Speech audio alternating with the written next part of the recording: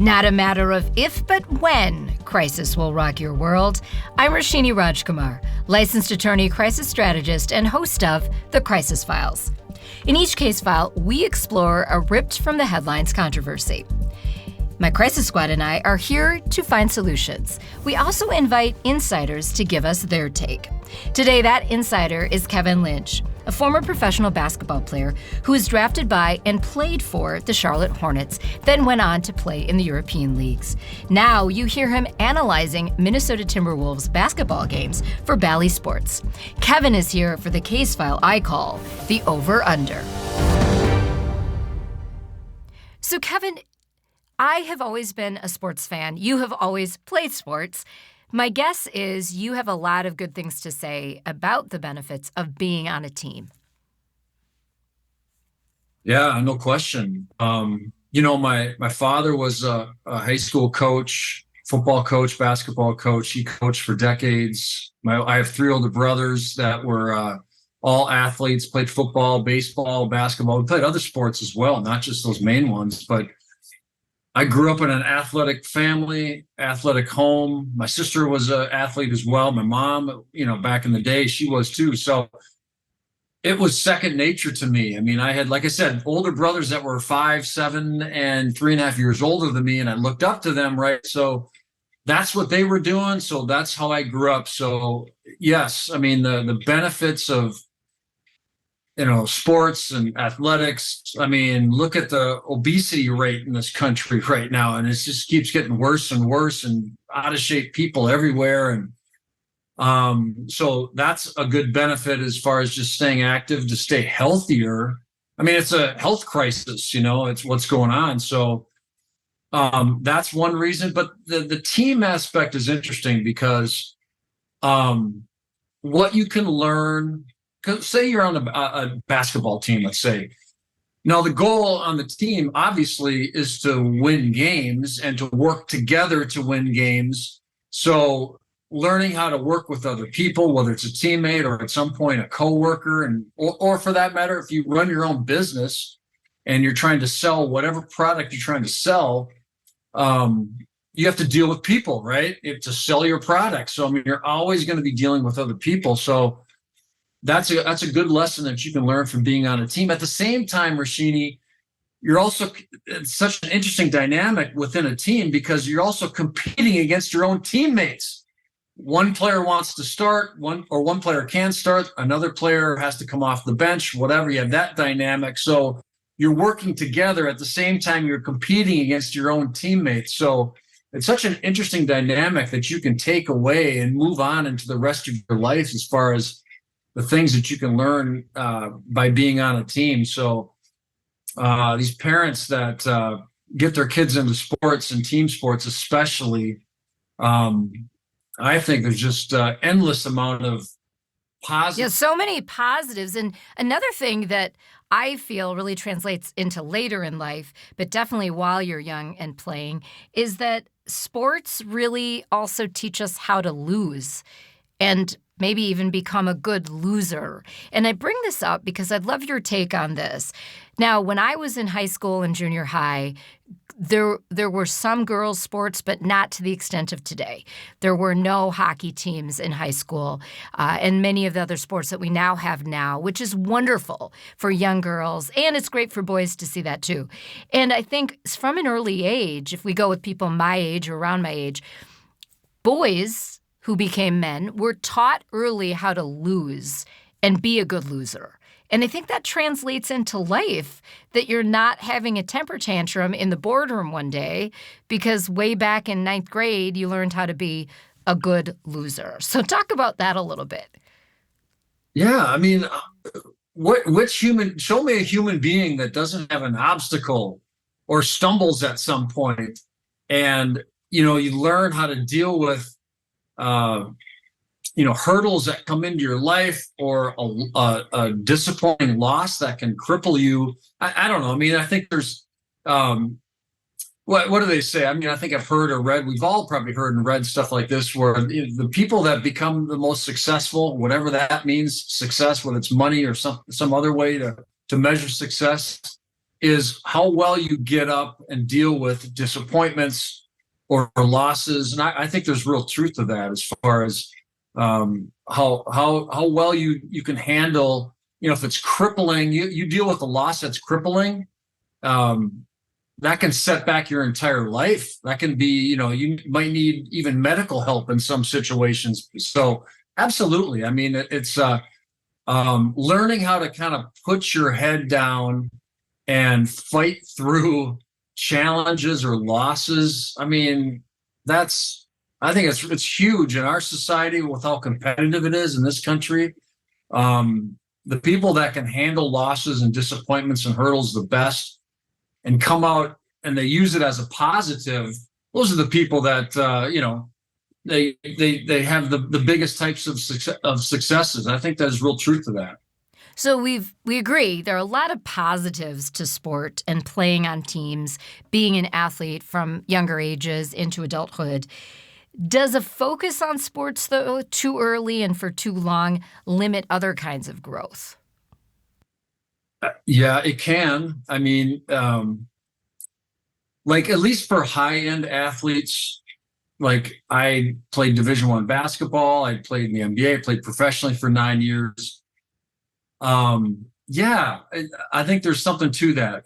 I think I'll tell you a story. This is maybe mid 2000s, 2004, 5, 6, right in there. I was watching a Larry King episode, and Larry King was interviewing Rob Lowe, the actor.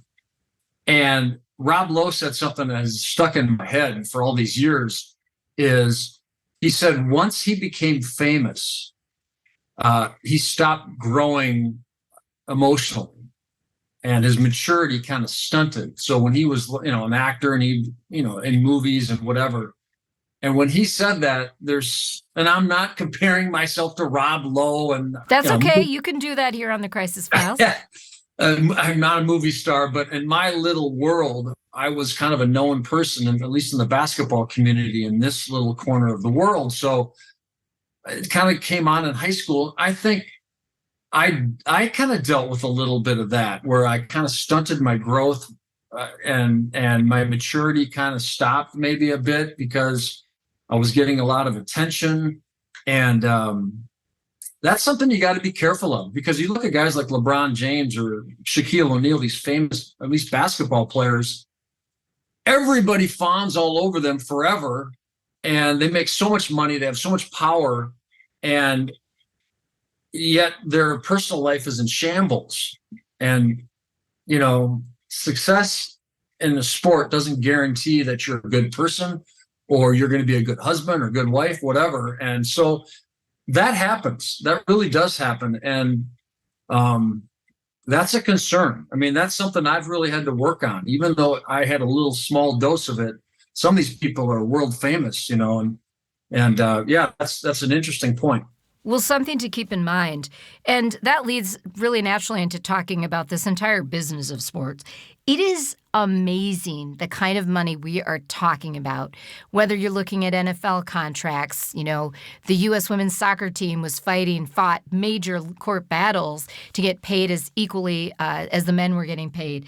The NBA, those kinds of salaries. Get into that a little bit, because I think we've kind of gone a little nuts when it comes to this business of sport and what it all means.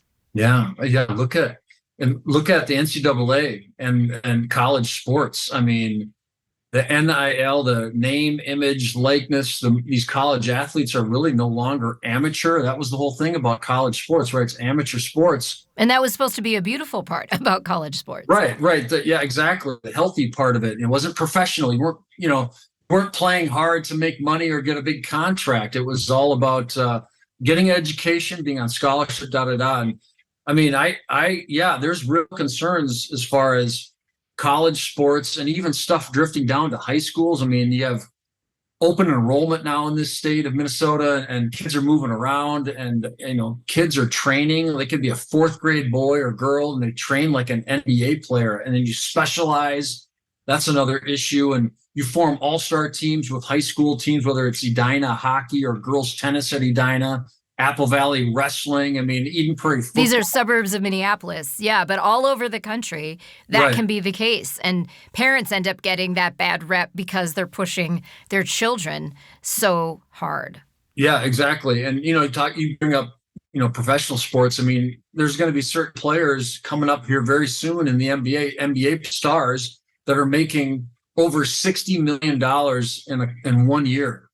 It wasn't that many years ago where the salary cap was $30 million to pay an entire team. And there's good to it too. There's interest in sports. I mean, a lot of that, there's some positivity to it too, but at some point, I mean, where does this go? And how does this end up? Some of these NBA and NFL franchises, baseball and Major League Baseball teams are worth, $2, $3, $4 billion. And at some point, my fear is the bubble's going to burst. It can't just continue to grow like this. And they're so far removed from the average fan and the wages of the average fan. That's what really also sometimes gets to me is where are the controls? I mean, is this TV money? I mean, you broadcast for a television network. Is it TV money that's driving it? Is it just fanaticism of the fans? Yeah, I think it's a little bit of both. And the TV money is the NBA TV contract, I think, expires after next year. So 2025, I believe. And there's already whispers. It's already a multi-billion-dollar contract you're dealing with. And it's going to be bigger. And so these athletes, the NBA players are getting paid more. So yeah, that's a part of it. And how this affects young kids and the kids moving around. You got high school athletes now, especially in basketball and football, and this goes deep with me, that my senior year in high school I went to Bloomington Jefferson here in Minnesota, and my senior year was a sacred time for me. It was a great time for my friends and playing high school sports. But now you have these athletes that are reclassifying so they can leave high school early to get into college early, so they can get to professional sport, basketball, football, or whatever early. And so they're sacrificing something, and at least in my view, that's pretty sacred. Your senior year in high school, you kind of build up as a kid to become a senior and have success and have fun with your buddies. But all that's being blown up by kids leaving early, or they leave in the middle of their senior year to get into college. And like that kind of stuff, I understand why they do it, but it just seems like you're rushing to something that's not guaranteed that's going to happen for you. And to me, that's a problem. Yeah, I agree. Well, we always like to end on a high note, Kevin. So you have so many great sports accolades. When you played for the NBA, you played in professional European leagues, you played in college. What would you say is one of the best lessons that you learned from your life as an athlete? Oh, man. Don't make it everything, because I kind of started drifting down that path where I was pretty one-dimensional, and it kind of stunted, like I said, my growth in some ways. And here's an example is I was so consumed by sports, and then especially basketball. Then I played professionally into my early 30s, and my curiosity as a human being. I'm actually a very naturally curious person, but I didn't even know it because I was so focused on being this basketball player and had blinders on, and I just looked at my life entirely as like this, and that really hurt me. So I mean, one thing I learned is don't make it everything. Don't put your eggs all in one basket, and being a well-rounded person is better. And I've kind of come around. I've caught up a little bit, which was important, but don't make it everything. Make sure it's fun, especially for young kids. Make it fun. Well, that is great advice. Thank you, Kevin Lynch, former NBA player. You can catch him now on Bally Sports North, on Bally Sports, where he broadcasts games covering the Timberwolves basketball team. Really appreciate your time, Kevin. Thank you very much. Appreciate it. Today's Case File is brought to you by Spoke 612 Productions. Please rate and review The Crisis Files on your platform of choice. Catch up on all case files at thecrisisfiles.com. Follow us on Instagram or YouTube at The Crisis Files. We do not provide legal, financial, medical, or PR advice for particular situations, but strongly recommend you seek out professionals for your specific need. I'm Roshini Rajkumar. Catch you next time on The Crisis Files.